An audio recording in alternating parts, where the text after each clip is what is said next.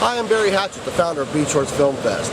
Today I want to show you exactly how fun and easy it is to make a video for our film festival.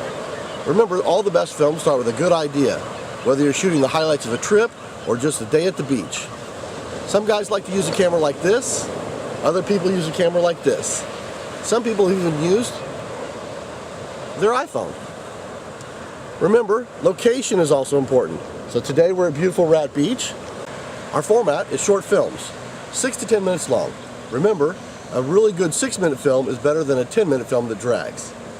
Now, once you're finished with your film, you can upload it to us. Just email me through the website, and I'll send you the upload information, or you can mail me a QuickTime on a DVD file or on a USB. Also include a DVD copy as a pre-screener and a $25 check as your entry fee. Remember, Beach Shorts Film Fest is all about showing the fun of surfing and living at the beach.